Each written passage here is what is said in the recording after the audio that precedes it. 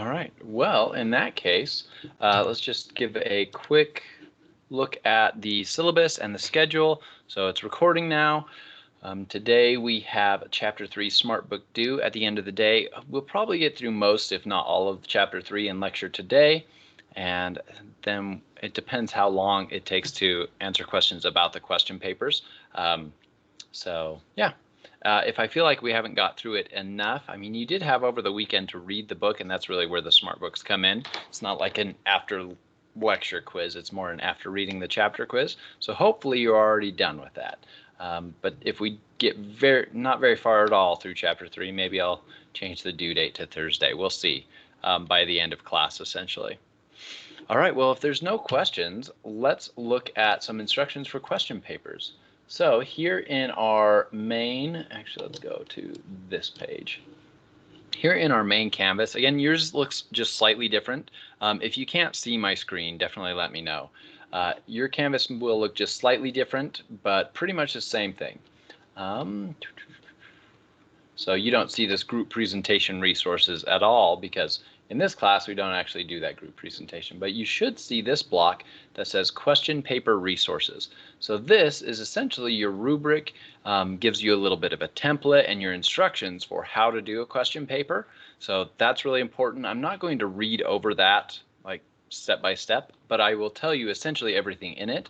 But if you need to review, going and reading that document and seeing the example will be good. I will show you it in a second.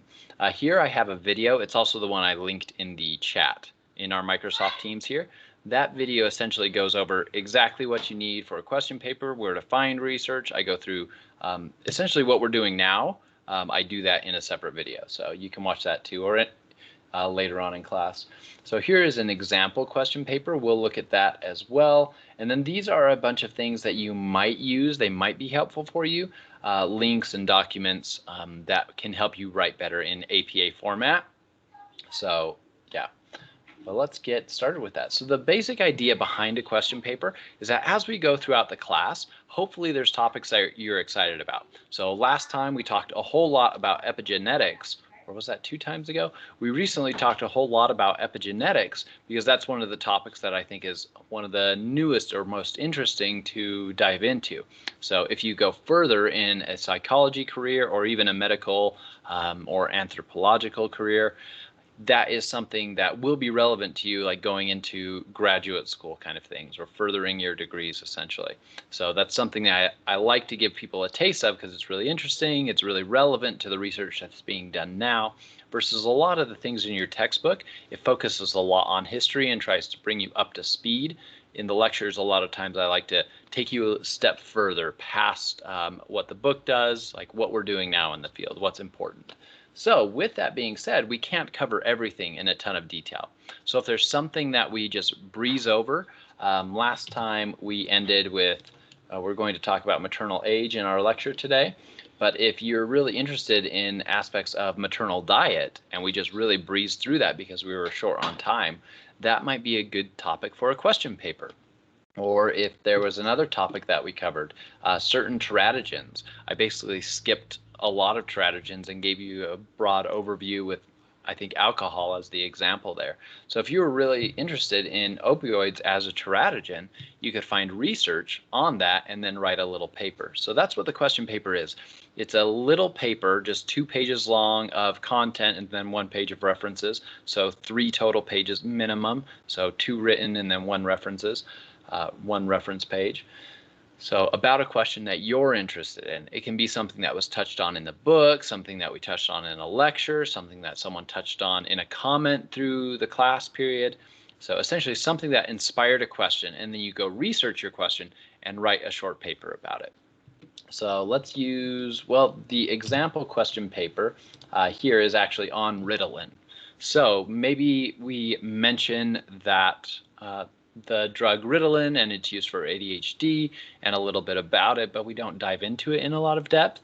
If that's something of interest to you, maybe you or someone you know has ADHD and maybe you use Ritalin, but you don't really know anything about it or something like that, that might be a cause for you to be interested in that question. So we'll use that as an example in searching and for this example question paper. So essentially what you start off with is a question. So as we go through, just a reminder, the first question paper will be due on March 5th, right at the same time as our second unit exam. So that's about like your midterm. So that's your midterm paper is your first question paper. So you've got quite a while to start working on it and thinking up a question. If you don't have a question now, hopefully you'll have a question at least by just after, say, Valentine's Day and President's Day in February, so that you can start to research it and start to write it. Students always do better when they write it ahead of time, especially since it's due the same time an exam opens. So rather than trying to cram a paper in and cram an exam in, if you get this paper turned in this weekend or something like that, I'm sure you will do much better. And we're going over the instructions of how to do it right now. So as I go through, definitely raise your hand in the chat box to ask questions if I'm being unclear or anything like that. So first step, figure out a question. So here's the instructions, how to write a question paper. So this is essentially saying, hey, these are the basic things that you need to worry about. The basic things is that your question paper is your own peer-reviewed research paper that you're doing. 2 of your sources have to be peer-reviewed journal articles, and then 1 source can be another outside source, something reputable though. So 2 of your sources need to be peer-reviewed journals, and this is probably the first time you've ever gone and looked up peer-reviewed journals in the past. So I'll show you how to do that. Essentially, journal articles are what we use in psychology to publish the research. And they're peer-reviewed. So basically, when I write a paper, I say, hey, I did this experiment or I did this study, and I want to share it with other people in the world. I send it to an editor of a journal. Let's say it's the Journal of Adolescent Development or something like that. I don't actually think there's one named that, but that's okay. So I send it to the Journal of Adolescent Development, and I say, hey, I think this fits with your they have a whole submission portal. I put my paper in there. I say, like, these are the topics it's about. And the editor takes a quick look at that, says, oh, this looks like it will fit our journal or will not. And then if it does seem like it will fit with their journal, like the same kind of topics that they look into and publish on, they will send it out to a couple reviewers. And so those reviewers, I don't know who they are. So I wrote the paper, and then the editor knows who the reviewers are. They send it to a couple professionals in the field. Some journals do 2 reviewers, some journals do as many as 4, but it's getting peer reviewed by people in the field who know that topic or know like a specific part of that topic. So if you use a specific kind of statistical technique, they might send it to one person who's an expert in that statistical technique, and then another person who's an expert in, say, the content. So if I write a paper on purpose in life, they'll probably send it to people who also do research in purpose in life. If I write a paper on heroism, they'll probably send it to another person that researches heroism. So that peer review helps them catch when you've made errors or problems or you're kind of overreaching. So if you have this finding, but you're saying this changes absolutely everything, and they're like, well, no, it might make us think slightly differently, they'll give you comments like that. So you get feedback. So that's why peer review is really good, because the science that comes out of those peer review journals is generally better. Some journals even require you to submit your data, so your reviewers can actually run the stats themselves. Sometimes you don't have to do that if it's confidential data. Like a lot of times when I'm using minor data, you can't actually share that, like APA ethics wise. So for those, I don't share any minor data, but I've shared data that's unidentifiable. So going back to those ethics. So that's why peer review is really good. Essentially, it helps to catch problems or errors. So when you're reading a peer review journal, generally the language there is written for a scientific audience, but it's also where you can see like the science really clearly, versus if you're reading it in, say, a newspaper article or a magazine article. That is another author usually reading that journal article, but they might only be reading, say, the abstract or the intro or the discussion and then summarizing it themselves. And they might not understand what an experiment is versus a correlation. They might not know that correlation doesn't mean causation, things like that. So that's why going to the peer review journals is the best first step. So here are some other. So this is kind of an example of the formatting that you'll have for your question papers. You can literally copy and paste this formatting, and then obviously your paper is going to be longer than this paragraph, but it's correct. I think this one is Liberation Serif font, size 12. So about 2 pages, 2 full pages. So if it's on the 3rd page and you have like 2 lines, that's great. If it's 1.5 pages, that's a little too short. You'll probably lose some points in that case. So again, double space, Times New Roman, Liberation Serif, font size 12. And that's about 600 words at a minimum. So there's a little wiggle room depending on which letters you're using, obviously. So with this, you need 3 references. Again, 2 of those need to be peer-reviewed journals. 1 of those needs to be some other reputable source. So the APA website might be a good source. So they've got a lot of things on psychology. If it's related to the medical field like Ritalin, you might find a website like a pharmacological website that is reporting on some research on Ritalin or something like that. And that could be really reputable. You just need to look at the source, look at the authors, look at where they're from, their education, probably a random blog from your friend or from some random person is probably not a good source to have in the paper. So again, 3 sources minimum, 2 of those peer-reviewed, 1 doesn't have to be, but the 3rd could also be peer-reviewed. That would be great. And then you need to have references in APA format. So this is how to do a journal article in APA format. So authors, years. Actually, I think we've deleted in the most updated APA format. I think we've deleted the issue number. I'll have to check that and then I'll revise this. So just download the most updated version. This gives you an example of a citation. That's actually one of my papers if you wanted to search for that. I think I have it linked in the class because we use it as an example later on.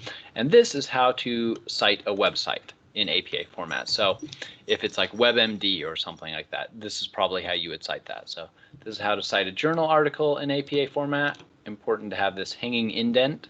And then also for a website, you still have that hanging indent, but you have a little different data.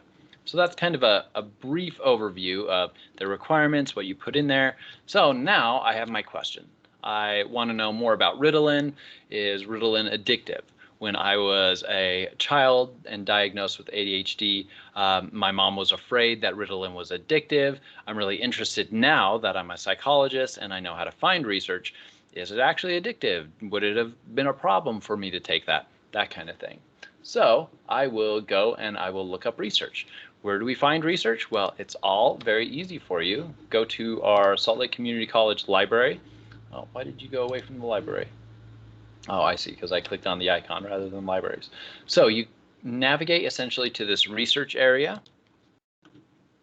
And then you can click research databases. I think there's another link as well down here. Yeah, you can also click here, research databases. And here is essentially either specific journals or groups of journals that are all searchable through like one specific website. So you could use this for a biology class, depending on what kind of journals you're looking for, things like that. So the ones that are going to be probably the most relevant for our class are called PsycInfo and Google Scholar. So I'll show you PsycInfo first. So you click on P and then come down here. We've got PsycInfo 1887 to current.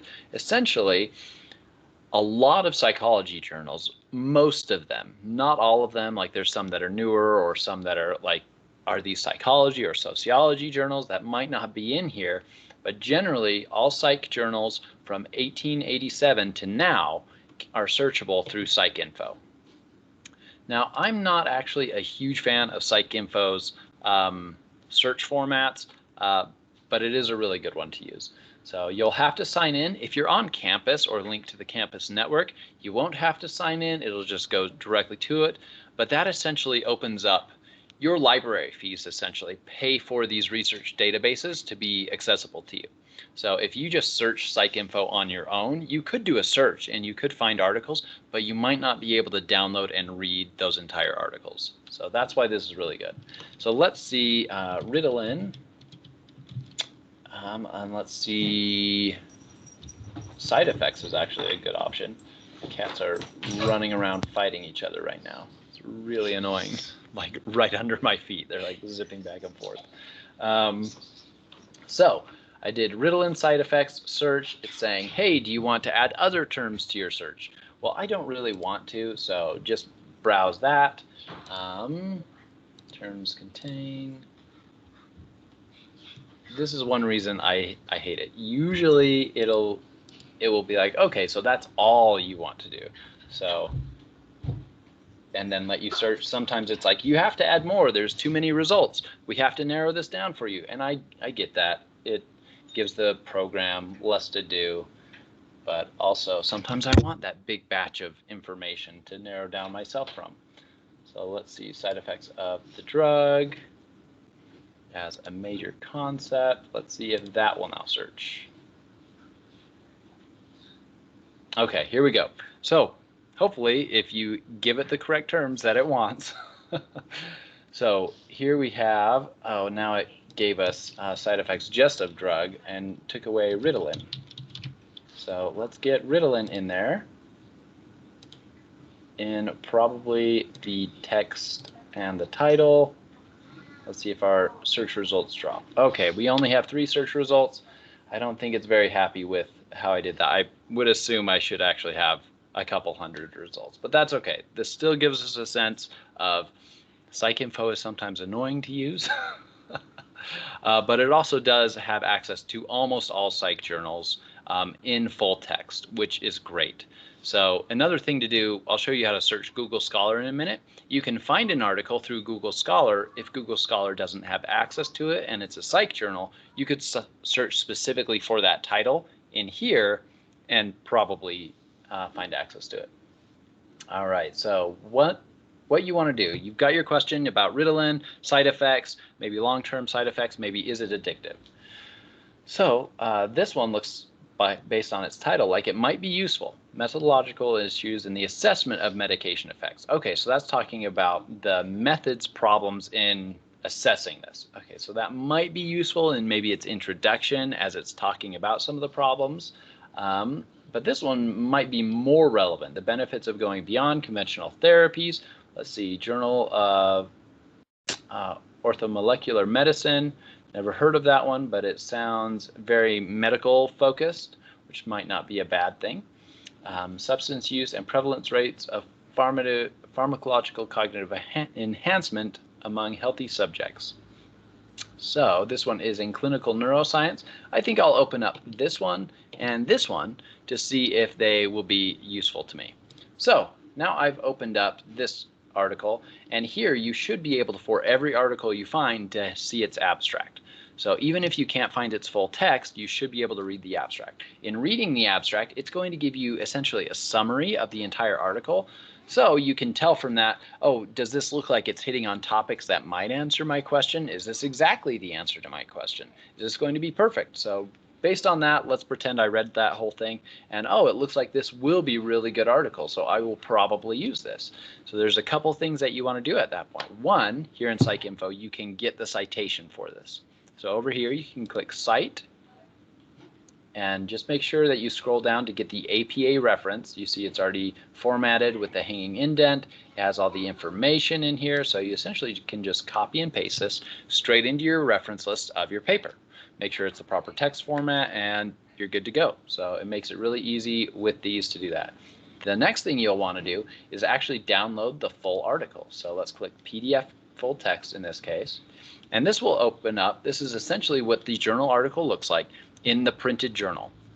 So you've got the title, you've got the author's names, you've got the date that it was received by the journal, and then the dates it was published, things like that. So here again, it has the abstract. If it doesn't say abstract at the top, some journals format it differently. It might not actually say abstract, but just know the very first thing is going to be the abstract, which again is the summary of the article. That's a really good question. So will all of the articles from PsycInfo be peer reviewed? The default, I believe, is still that in your search that it's peer reviewed, but let's go back and check that. So here we can check our limiters. We've limited to full text. Let's see if we, it used to be the default search was to only limit to peer reviewed. Let's see if that's changed though. So in our case, all we have is academic journals. So most likely it's going to be peer reviewed. One way to tell, if we had more results, let's delete this. Actually, let's say just side effects. Let's see if we can get more results, and then I can narrow it down and show you how to click to say I want only peer-reviewed journals. All right, here we're still getting a lot of academic journals. It looks like that's all it's coming up. So it might not even be an option anymore to unselect peer-reviewed.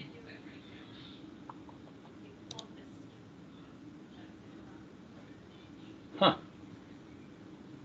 So another way that you can tell is many journals will have something like this. It was received at this time, it was accepted at this time, and then it was published online at this time. Since those are different dates, this means that the review essentially took those couple months between the time it was received and then accepted. So they sent it out to reviewers, they made some edits, and then it was accepted. That's a really fast turnaround. I wish my reviewers would get back to me that quickly. But that's one way to tell. It used to have an option to select only peer review, but it looks like all of these here, based on the type of journals, like Journal of Neurology, that one's peer reviewed. So since you don't know that, another thing you could do is just search the Journal of Neurology, make sure it says on its main page that it is a peer reviewed journal. So that's another thing. But there should be somewhere here, it might just be because we're not getting anything that's not peer reviewed right now, that I don't have the little box. But that's the way to do it. It's just got a search box to say, hey, give me only things that are peer reviewed. But I think I don't have that option because it's not actually finding anything not peer reviewed right now.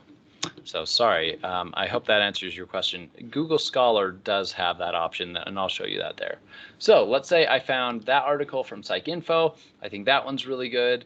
And then I read through the abstract of this one, and I decide, oh, this one's not actually going to work. So I still need a second journal article. So what I can do is go back to the databases here at our library.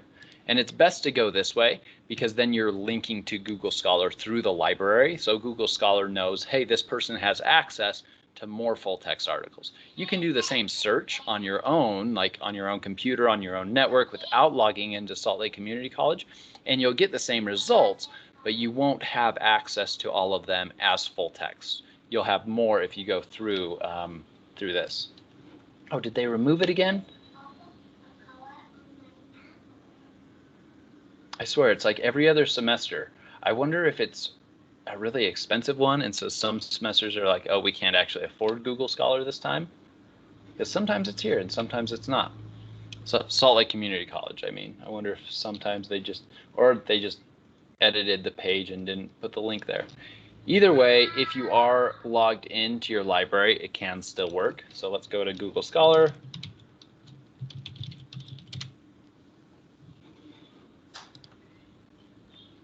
All right, so here is what it looks like. You can select your library this way and log in through your library if it's not, but I think for our purposes for this question paper, we don't even need to be linked through the library. Ritalin, addiction. Let's see if it's even a thing. So here it looks slightly different, but the same thing. It gives you the title and links to it. It gives you the authors right here, the journal that it's in, and then from here, these links on the right tell you if you have full text available. So this one's a PDF, this one's a PDF, this one's a PDF. Some of them are HTML, that it just takes you essentially to the website of that full article. So let's see here. Oh, we should change our search. Advanced. It used to be just a box right here. I swear it was just like a month ago.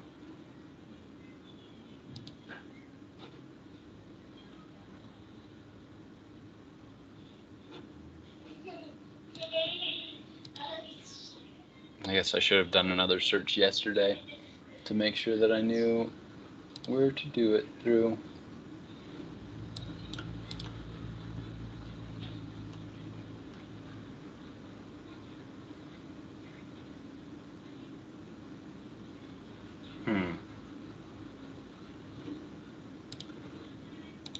Because one thing that Google Scholar sometimes does is give you books rather than only research articles.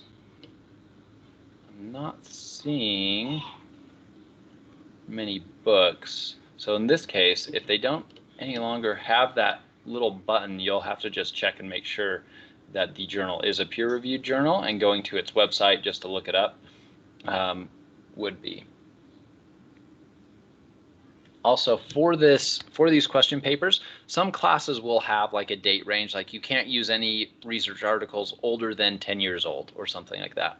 For this class, since the topics are going to be so varied, I don't have that kind of time restriction. If you're really interested in looking at Freud's original research and maybe reviews of Freud's research or something like that, those are published in probably a little older journals than 10 years. There's probably not people in the most recent 10 years looking at that.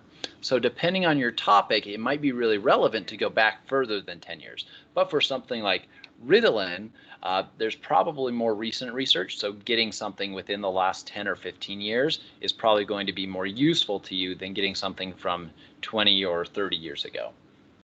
So this one is 1999. That's maybe a little older than I want. So here's an example. It's got a book here in the results, and I don't recommend you use books. Even if it does have it full text, it's just a lot more to read.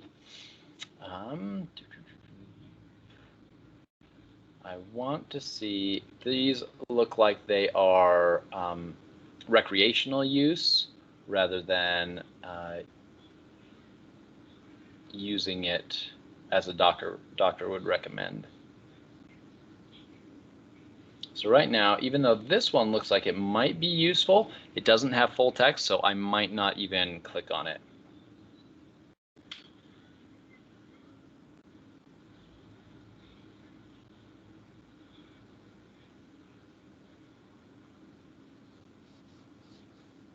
This one looks like it's probably not a peer-reviewed journal. Yeah, if you go here, you see this looks very much like a blog. This might be a person who's done research that is a doctor of this subject, and so it might be a good source as your third source, but that wouldn't work as a peer-reviewed source because it's definitely not published in a peer-reviewed journal, just as one example. So let's say this one doesn't look like it's only, that one's got addiction, but maybe not Ritalin. This one's definitely from a journal of psychopharmacology, which probably might be a relevant one. It might be a little old. Let's see if it's actually got Ritalin in it. So I'm just doing a Control F. So keywords are Ritalin, but it's not actually in the document that much. Okay, it's using the actual technical term. So this might actually be really useful. So you get these two articles, you read the abstracts, it looks like they're going to be really good.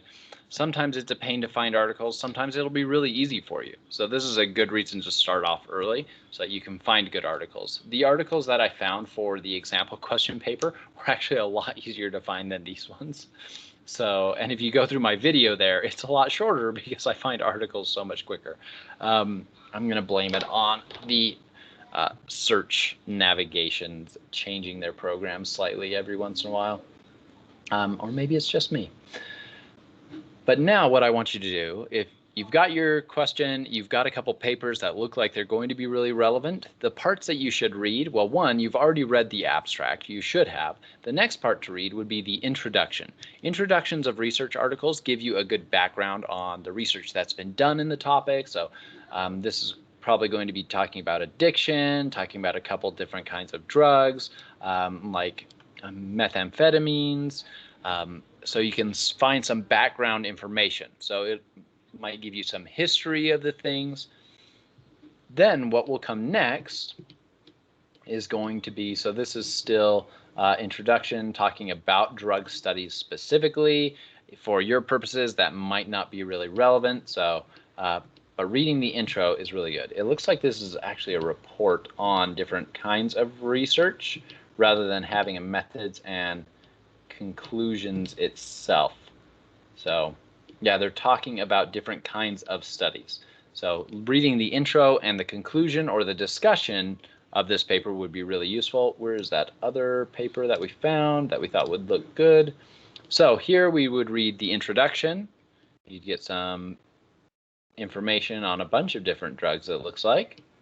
So here Ritalin would fit into this category, so you'd learn a lot about it there.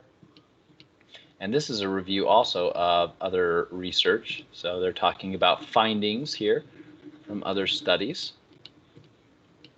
But again, this one doesn't look like they're reporting on previous research and kind of like combining information. So really good and for your papers actually to find something like that. But I do want something with a methods and conclusions. So let's see if I can find something like that. This should definitely have this is a randomized control trial, looks like.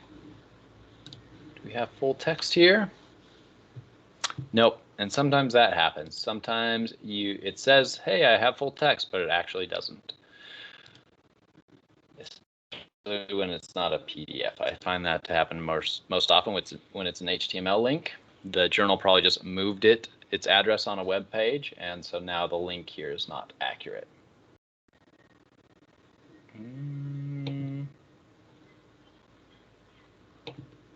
Let's open both of these.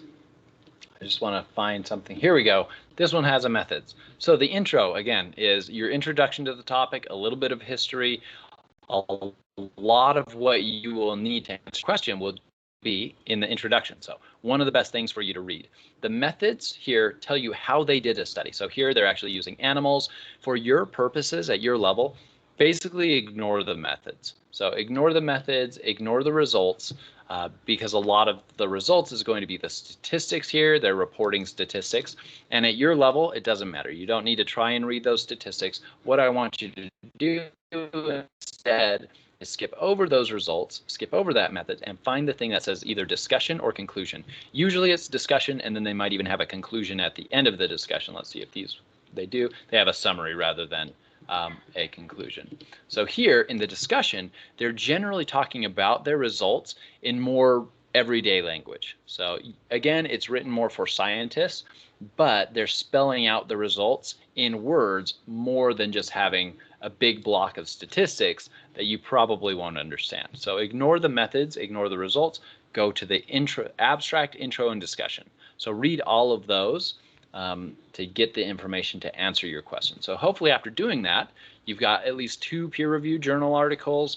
You've got a lot of really great information in those. You have written some notes and started writing your paper. Maybe you need your 3rd reference. Again, I said the APA website could be a really good one.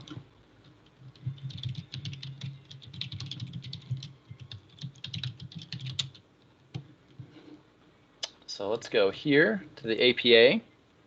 Again, if what you're looking into is like Ritalin, it might be really useful to go to like a WebMD kind of site.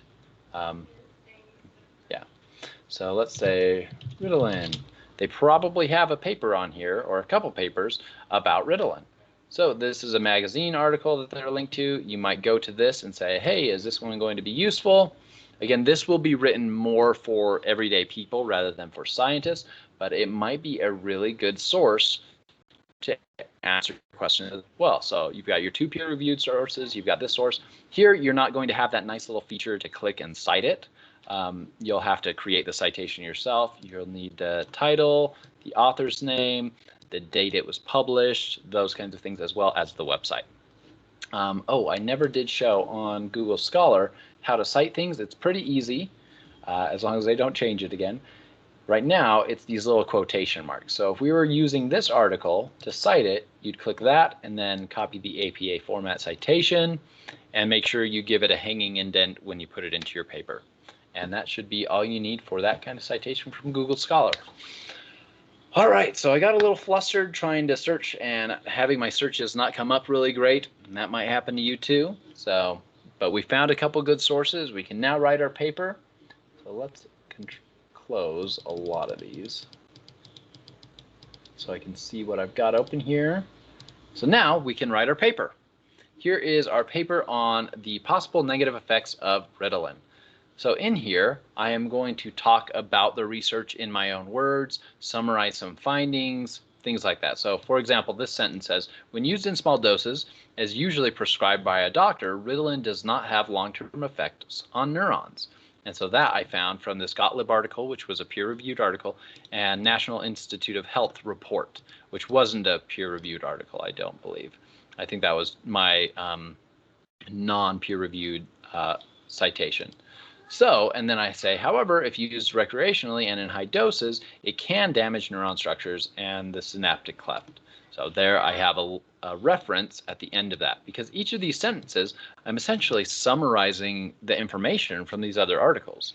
So this is not word for word what Gottlieb said or word for word what the National Institute of Health said, but I read in both of them that small doses doesn't affect neurons. So I wrote my own sentence. I paraphrased both of their research saying when used in the small doses, as usually prescribed by a doctor, Ritalin does not have long-term effects on neurons. So I wrote that sentence. It's based on the research I'm citing here, but I did the writing of that sentence all on my own. So that is how to do a paraphrase citation. And so in the text, this is your in-text citation. You have the author's name and the year it was published, or in this case, National Institute of Health, and the year it was published. So that is how you do an in-text citation. And let me see if I've got a quote here, something that I took directly from the article. I don't think I do. I think all of this is paraphrased, yeah. So let's say that sentence was a direct quote. Well, it wouldn't make sense to be a direct quote from two sources. So let's say this sentence was a direct quote. The only change I would make to that would be start it with quotation marks. So quotation mark right here, and then quotation marks right here. And then also for the in-text citation, I would include after that P dot and the page number. So P dot the page number. So maybe it was P dot 13 was the page that specific quote came from. And the reason you do this, the reason that as you give a direct quote or you paraphrase your research as you're reporting on it, is so that the person reading it can know, hey, this is where that information came from. This author didn't just make up this fact. I can go to this Gottlieb article and look up this information. And so that's another reason that you have your reference list. I can go to this Gottlieb article. Looks like my citation is not actually APA right there, so that's not great. I don't have the journal or anything like that linked here. It might have also been, yeah, either way, it's not complete, as opposed to this one where I have the author's name, journal, all those kinds of things. I might have done that originally to show an error to students. But this is essentially what your question paper will look like. Have a question you're interested in, something that we've touched on in class. So basically anything that we touch on in between now and the time it's due is fair game for the question paper. So if it's something completely aside from anything that we've touched on in the class, send me an email, ask if you can do your question paper on that topic, because we do cover and touch on a lot of topics. So find something you're interested in, find some good research to back it up, read that research, read that abstract intro and discussion, and then start writing your paper about it. Make sure that you're referencing in text these sources that you got the information from. With this, most of this report is research, but you might discuss some personal information of why this is interesting to you, maybe in the intro or here in the discussion. So here I talk about how in class I discussed how my mom didn't want me to use Ritalin for treatment of ADHD because she was worried about it. And then this is my own conclusion. Like, I came up with this idea because of this. It was interesting to me in my own life because of these reasons. And then my final result was, researchers have demonstrated that it doesn't seem to be addictive or lead to addiction of non-prescription methamphetamines when used in the prescribed doses. So one problem, especially in my case, was that it does tend to leave weight and growth stunted.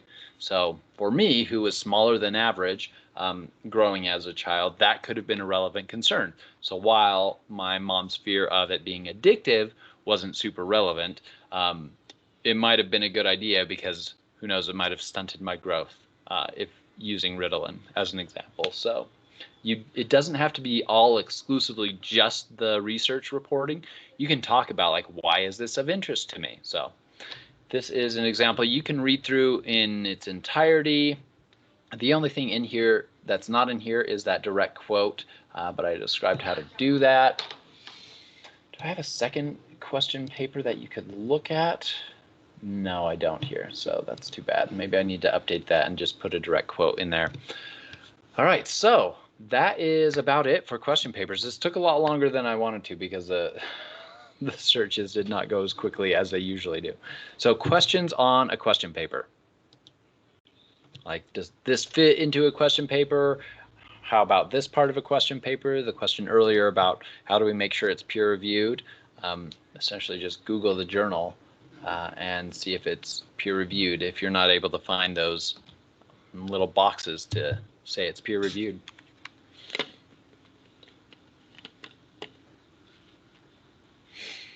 All right. Well, if that's the case, let's take a quick break and then refocus on chapters 2 and 3 when we come back from our quick break. Let's be back at, let's say, 9:17.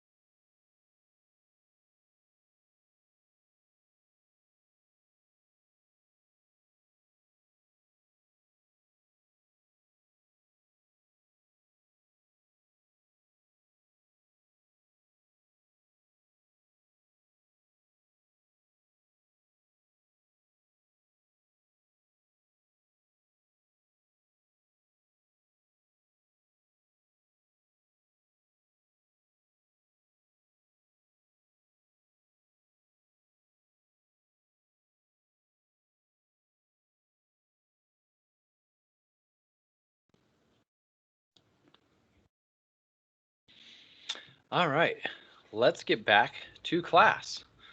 So hopefully everybody is still here, and hopefully everybody is able to hear me and see me and see the screen. If not, if you can't hear me, I mean, you probably don't hear me saying this, but type it in the comments. All right, so parental factors. Just a couple more slides on chapter 2 on prenatal development, and then we will jump into development during infancy. So, maternal age is a potential risk factor for having a child. So, depending on the age, it might put your child as well as yourself at higher risk for problems. So, there's two time periods that are higher risk. One is adolescence, especially the earlier in adolescence, the higher risk, and then 35 years and older. So, essentially, at that point further back, is higher risk period. So that time in between about the 20s and early 30s is kind of the best time on average for outcomes for the child as well as the parent. So biologically, essentially, that's when we're designed to have children. So for adolescents, some of the risk factors for having a child, especially earlier on in adolescence, is a higher infant mortality rate. Part of this is down to the fact that prenatal care is often not as good, especially in early adolescence. The adolescent might not know they're pregnant. They might be hiding that they're pregnant. And so with that, they're not going to get the care that they need. They've never been through this before. They probably don't have friends who have been through this before. So if they're not talking to people who have been through a pregnancy before, they're probably not going to get the care that they need and that the child needs, that fetus, to be able to help it develop healthily. So with that, it does tend to have higher rates of Down syndrome, as well as other things like preterm birth, things like that. 35 years and older is also a risk factor for the pregnant person. So also here, higher rates of Down syndrome, risks of low birth weight, preterm delivery. Then after about age 40, those risks even jump up again. So related to increased miscarriage, preterm birth, stillbirth, and fetal growing problems. So that is kind of the safest span of time in between about the 20s and early 30s to get pregnant and have a child, if that is the plan. Obviously, you can have a child earlier in adolescence and still have that child be perfectly healthy, especially if you're getting proper care. And if you know those risks after 40, being aware of those and talking to the doctor, getting specialized care for those kinds of risk factors, it can still work out completely fine. But those are the two time periods where there's higher risk factors. All right, there are also other paternal risk factors. So for the father or the of the child, the exposure to lead, radiation, some pesticides can cause abnormalities in sperm. So that might make miscarriage more likely or even childhood cancer more likely. So also having a supportive relationship with the pregnant person is a big thing. So being a supportive partner, being egalitarian, having a positive attitude towards the birth takes a lot of stress, psychological and physical stress off that pregnant person to lead it so that to lead that person to help care for that fetus better to lead to more positive potential outcomes. So that's another big one there. So prenatal care can look very different for everybody, and there's lots of different things you might do. In the US, oftentimes our prenatal care is really individual, and you're like seeing a doctor every couple months, depending on when it is. So in the beginning, a lot more frequent, then a little spread out, and then a little more frequent towards the end of the pregnancy. So in these meetings, you'll be learning about what to expect through the pregnancy, how to take care of yourself. You might be getting different tests at different times. So an ultrasound is a test to look at the fetus, see how it's growing, things like that. This can be done in group visits, and for some of these things, not the ultrasound, obviously, that's like one at a time. Exercise is really important, as well as having a balanced diet. Another big thing is the prenatal vitamins. So we mentioned last time that there's certain vitamins that the growing fetus needs that aren't normally part of a diet of an adult person. So needing more things like folic acids, omega-3 fatty acids, those kinds of things. With this, there's a lot of different options for the birth process. And so this is just a couple bullet points, but there's a ton more information on Baby Center. Baby Center is also another good source. If any of these topics are interesting to you, it could be a good third source for a question paper. So Baby Center is really good. Natural childbirth, cesarean delivery, water birth, using acupuncture to reduce pain, having a midwife versus a doctor, things like that. So with this, after the birth and the very initial parts of that postpartum period, low birth weight and preterm is essentially, low birth weight is anything less than 5 pounds 8 ounces. Very low is 3 pounds 4 ounces, and extremely low is less than 2 pounds 3 ounces. So each of those is kind of like a additional risk factors as you go down that line. So when you're at a low birth weight, you're at higher, or that child is now at higher risk for some problems. Then when you jump down to 3 pounds 4 ounces, even higher risk of those things, and then 2 pounds 3 ounces, a lot other problems too. At that weight, it's probably very preterm. Probably a lot of things have not finished developing like they should be in the womb naturally, right? So, so with this, about 10% of babies in the U.S. are born preterm, versus about 4 to 5% in other developed countries. So maybe looking at the prenatal care in other countries might be a good idea as well. So most preterm babies are also low birth weight, so those two risk factors together are not great. So earlier birth and lower the weight is the bigger risk factor. So the earlier it's born, the less it weighs, leads to the higher and higher risk factors. As it's closer to appropriate weight and closer to appropriate delivery time, the potential for those problems is lower. So learning disabilities, ADHD, autism spectrum disorders have all been highly correlated with lower birth weight. So again, this isn't necessarily a causal factor, right? It's not that the child was born at a low weight, they will definitely have ADHD. It's a correlational. So there might be something that's causing both of those things, causing them to be born early and later more likely to develop ADHD. All right, so with this, there's a lot of different treatments for after a baby is born, preterm, or at low weight. NICUs, kangaroo care, massage therapy. So kangaroo care is like this. You've got the baby. They still are probably in a NICU here. They're being held close to the parent, or also a nurse might do this too. So kind of trying to simulate the womb environment for a little bit longer and more direct care that way. So with the postpartum period for the parents of this child, sleep loss is a primary complaint. Honestly, it's one of my primary complaints, even though we're like many years postpartum from our kids. So sleep loss is correlated with increased stress, marital conflict, impaired decision making, and also just depressive symptoms. So this can be an additional risk factor, especially if someone already has depression or is developing postpartum depression. So with that, there's a lot of hormonal changes for the pregnant person. So obviously throughout the whole pregnancy, there's been hormone changes to help that fetus grow different aspects of its body. Then after the birth, there's a lot of hormone changes for even a couple weeks after the birth, getting back to the new normal for that person's hormones in their body. And so that can make a lot of psychological adjustments too. So feeling different things, more stress, more tired, less tired, more happy, less happy, more angry, less angry. It's very dependent on the person and how their body is readjusting. So with this, about 70% of people who give birth experience postpartum blues. So those are very similar to symptoms of depression, but they usually subside in a couple weeks.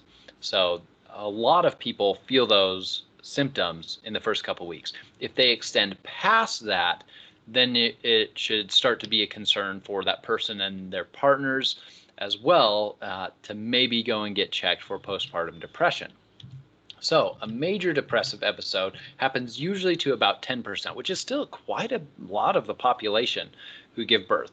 Postpartum depression can also happen to the partner who didn't actually give birth as well. So that's something to be aware of also. More research has been done on the postpartum depression, the person who gave birth.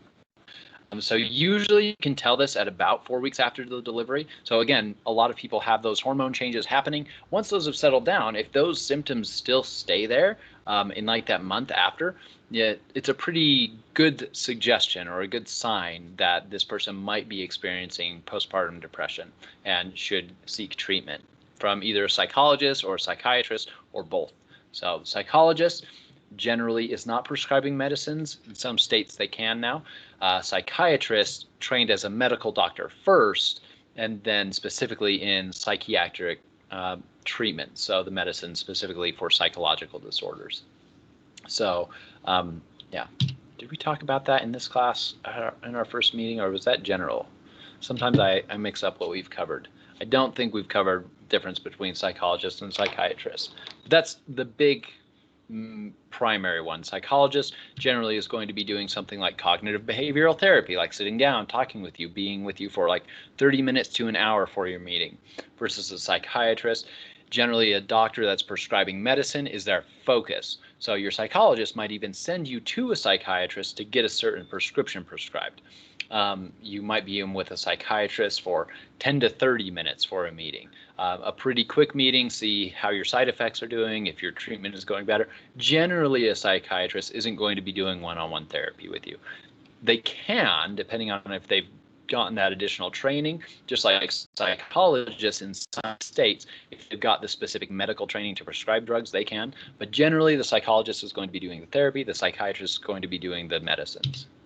All right, so here's actually the text is kind of small. We're not going to read them together as a group, but it's actually a really good section from the Daredevil comic books. Daredevil's mother left him because she had postpartum depression. And this is Daredevil meeting up with her later on in his own life, talking about how, hey, it's not your fault that you did these things. I understand now that I'm an adult, that you had this chemical imbalance with that depression. So I think it's good to see this in media. It's something that's not talked about a lot, as well as things like miscarriage and some of the other infertility that we've talked about, are not talked about generally in just mass media very much. So it is nice to see it in this kind of context. And it's always fun to bring comics into my lectures as well. So let's jump to chapter 3. Also, remember, you can always raise your hand in the meeting. I've just raised my hand in Microsoft Teams. You can type comments in the chat so I can see those as well. But let's jump to physical growth. We'll try to go pretty quickly through physical and try to get to the cognitive development because I think it's more interesting for me anyway. So let's do that. So there are a couple different patterns of growth. The cephalocaudal pattern is essentially growth happening from top to bottom. So your head starts growing as an infant, and it kind of is a wave down your body from head to toe. Also, you grow in a proximal distal pattern, so growing from the center or your core of your body out towards the extremities. So the head's going to be growing quicker, the core's going to be growing quicker, and the toes and the arms and the fingers are going to be growing a little slower. So it's like a wave through your body of that growth pattern. Here's a nice little picture to demonstrate that. So with that, the physical growth, I think we mentioned this as an example of discontinuous development actually, is that physical growth in infancy is really discontinuous. Generally it happens in really dramatic growth spurts. So it might occur in a single day, so in between like 24 and 48 hours is generally how long a growth spurt is. And then there's often a long time between growth spurts, as long as even a month and a half between these growth spurts. They can be more frequent, so they can happen like once a week or something like that and have a smaller growth in that time. So 7/10 of an inch in length. So a child growing 7/10 of an inch taller over the course of 24 hours can happen. And that's one of the biggest that's been measured, the biggest change that way. Head circumference as well, 3/10 of an inch around. So the head growing around like that is the biggest measurement of change over a single growth spurt. So within that 24 to 48 hour period, which is pretty impressive to me.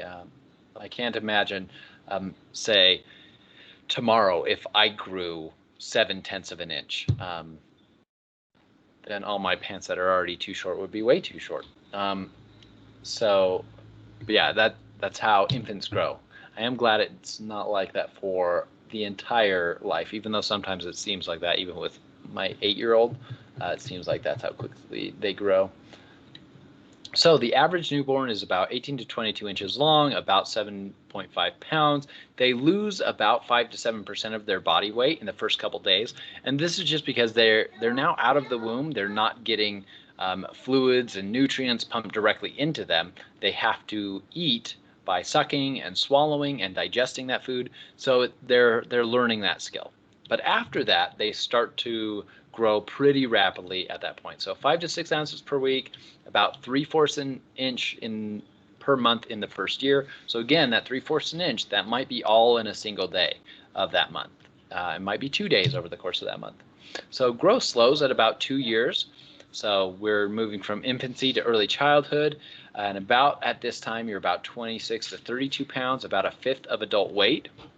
You've probably seen growth charts like this in, say, a doctor's office. So, and you are also about half of your adult height at age 2. So on average, between 32 and 35 inches, you can actually do a pretty good job predicting the adult height of a child at age 2. So with that, you can find calculators online to do this. I think your book might actually give you a calculator. So like an equation to do, you put in their height, their age.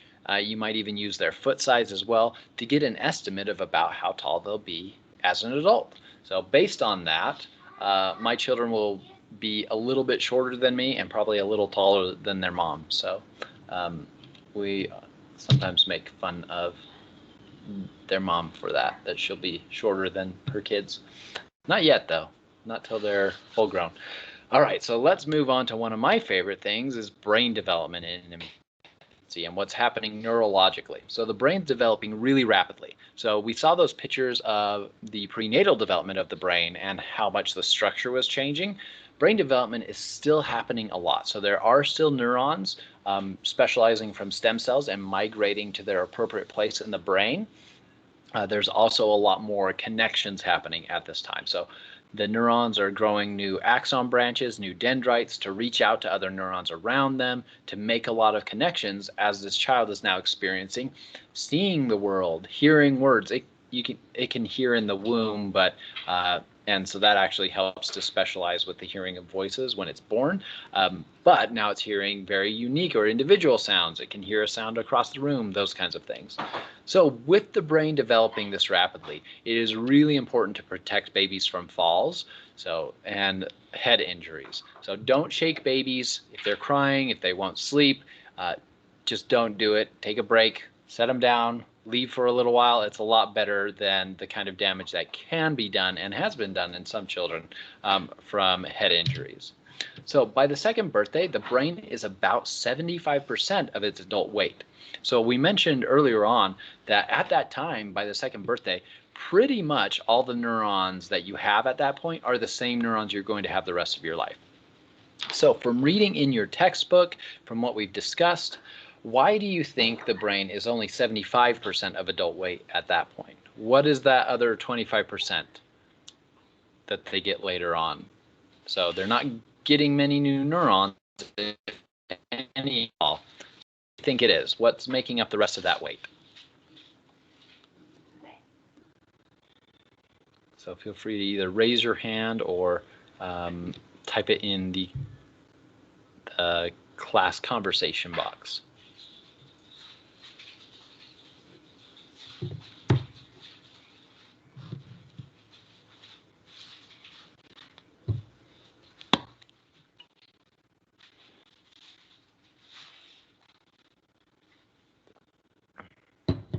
All right, we've got a hand up now, so go for it, Abigail. That would be very helpful. Okay, isn't it doesn't it have to do with development, like in the frontal lobe? Like, isn't that the last thing to develop? Yeah, that's definitely a big part of it. And the frontal lobe, even in this case at age 2, about the same neurons are there that will be there your entire life. But it definitely has a lot to do with the development of the frontal lobe. Very good. And then we've got another comment on critical thinking and judgment. So that goes to the frontal lobe. And then another comment about maybe the neural connections that will be made. So yep, you've got all of the pieces right there in all of your answers. So great job.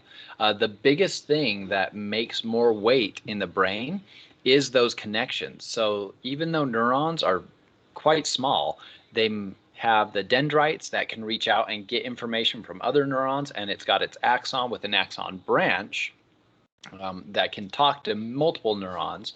So growing more of those branches and growing more of those dendrites, essentially to make new connections, makes up a lot of that weight. Not all of it. The other part of it is the myelination of the brain. And so the brain starts myelinating. We've got a neuron picture over here. So this is the myelin sheath on a neuron. So here's the neuron, and here's its axon branches, and here's its dendrites. So the myelin sheath is actually another cell that's very fatty. It's an insulation. Just think of it basically as an insulation for a wire. So the axon is the wire, and this is its insulation to make it go a little faster. So the development of that myelin starts back here in kind of the core and very back of your brain, and it kind of goes in a wave up to here. So your prefrontal cortex, where your critical thinking and judgment and planning and those kinds of things, that is the last thing to be myelinated. So that myelin, it makes up some of this weight, some of this other 25%, but most of that is from those connections that we're making. So we've got a lot of connections here at age 2. We start to prune some away. So some of these dendrite, So some of these dendrite branches shrink up back into the cell when they're not being used. But then if you start using that part of the brain to learn a new skill or do something new, or you're going to school, things like that, you're going to be making new connections. And so those connections that you make, that myelin that is developed, that adds that last 25% of the weight, which is pretty dramatic if you think about the weight of a brain and it being 75% of its adult weight. That's a lot of connections and a lot of myelination that you're getting to add up to that final poundage or grams of the brain. So really good answers there. Great work. All right, so we study the brain in infants using PET scans. Those use x-rays, so we don't like to do those as much because they could damage cells. So MRI is not great because it requires a patient to be still, and if you've ever been in interactions with an infant, you know they're not always very still. So yeah, EEGs work pretty well. It measures electromagnetic activity. Essentially, you have sensors outside. Generally, you might put on a little cap. So a nice thing about that is that it works also while an infant or a young child is moving around, so you can have them do a task, like play with toys and see which parts of the brain are working. FNIRS is functional near-infrared spectroscopy, and it works pretty well. It's kind of like an X-ray or an MRI, but it's basically shooting infrared light into the skull. So it's not as damaging, but you get a similar kind of picture. And you can do that with the baby moving as well. So here's a couple different parts of the nervous system, and then we'll jump back to the neuron. We've got the nervous system includes both the brain, the spinal cords, the nerves through your body, as well as actually your hormone producing organs.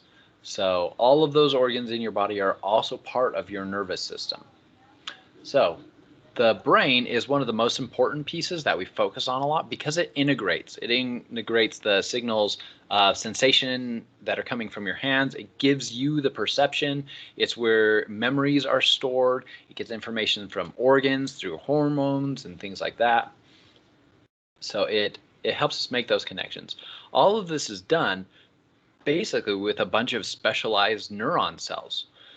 So your sensory cells for touch and pressure in your fingers, that is a specific kind of neuron, a sensory neuron. How you hear is a special neuron called a hair cell. And so it can detect basically Well, I think maybe later we actually look into it, so I won't go into too much detail. But your rods and cones in your eyes are a specific neuron, a sensory neuron, that gets light information and then sends it back to the brain. So you could think of any of these sensory things as, so your rods and cones are um,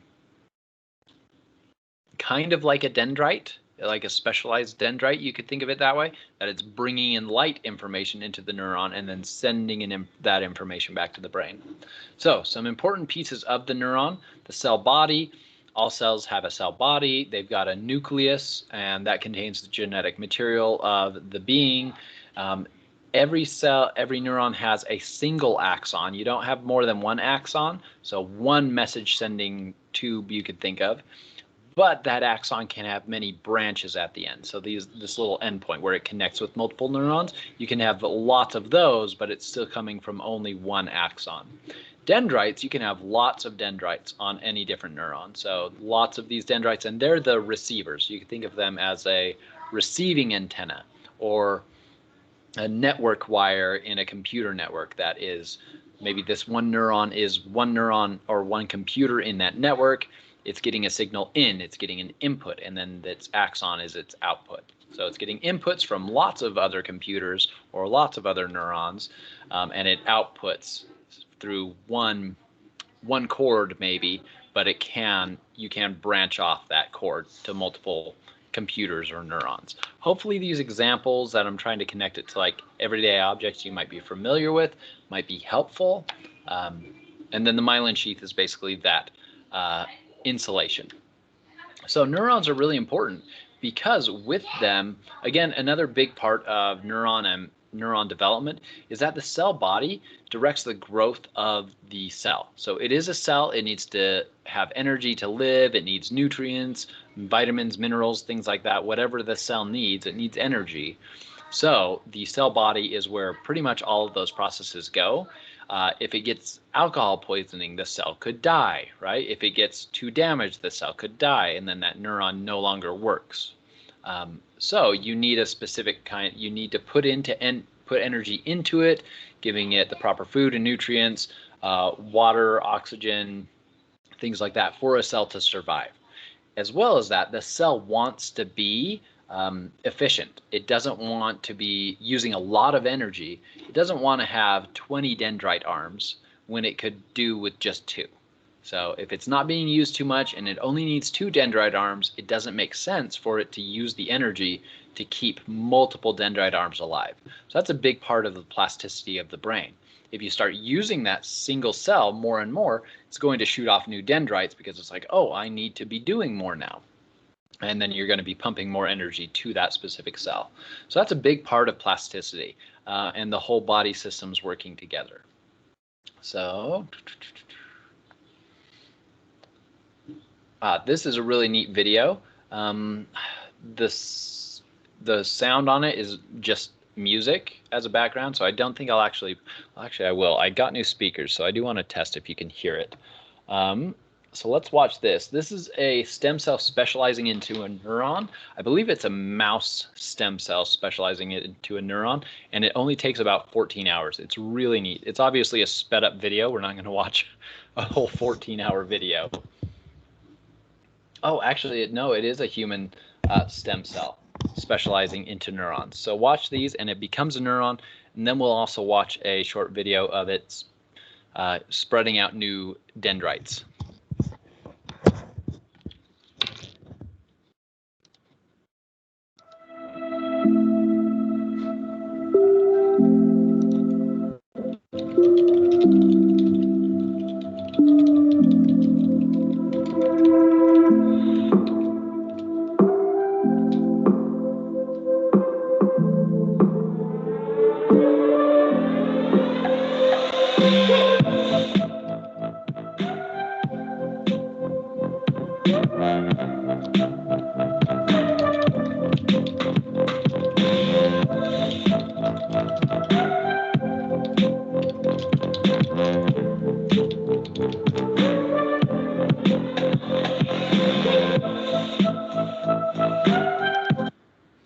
Up to this point, it's pretty solidly looking like a stem cell. you can see the processes are happening pretty quickly. You can see the time stamps there. So essentially, different biological processes are dividing the stem cells. Those stem cells can divide. Once it's a neuron, it can't divide any longer. So the stem cells become neurons. You don't get neurons becoming additional neurons. But now we'll start to see the form and structure of the neuron actually take shape.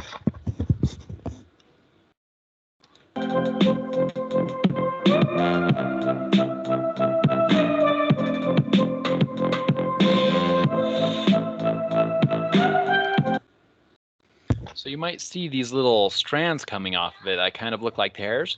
Those are the starting points of the axons and dendrites, which is really neat. Well, the axon, there's one axon, it can have multiple branches, and then multiple dendrites.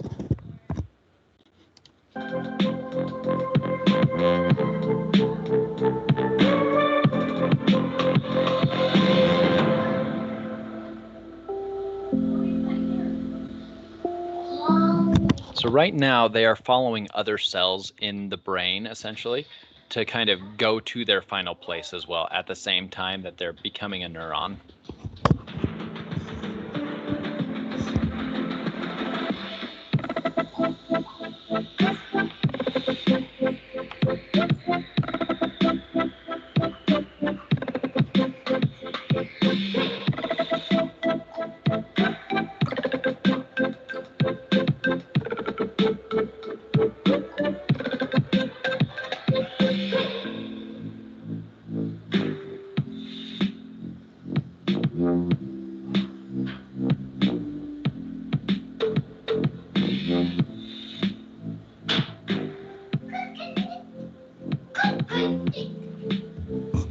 So there we see a neuron. This is probably its axon just because it's a little thicker. These are probably some of its dendrites. And again, it can make new dendrites too. And it'll have just the one axon. But there we saw some stem cells becoming neurons and moving to the proper place in the brain. We don't have essentially any time left, but I do want to look at this one as the rat video. And it's only a couple seconds. This is essentially a neuron that already exists as a neuron, and it will stretch out a new dendrite. It will make a new connection with other neurons around it. And you can look at how quickly that can happen here. So some of these that you see here are neurons. Some of these that you see here are the support cells that like bring nutrients to neurons and kind of hold them in place. But the highlighted arrow is showing one of the axons growing to make new connections with other neurons. And this is in a rat's hippocampus, which is important for memory and very similar to humans. So that's how quickly we can start to make a new connection between two neurons. Or make a connection even stronger that way. So we'll talk more about neurons, I think based on, I always get really distracted with neurons because they're neat. But that's the end of class. I will, if you haven't finished the chapter 3 Smart Book, I will extend it to Thursday since we didn't get hardly at all through this as I was expecting. I should have known I would get stuck on neurons. So thanks for being here today. I hope you learned a lot. This neurons and this information on neurons will be very important for essentially all of cognitive development and a lot of socio-emotional development throughout the lifespan. So reviewing this information again, getting some more examples, it'll be really useful for you. All right, have a great day.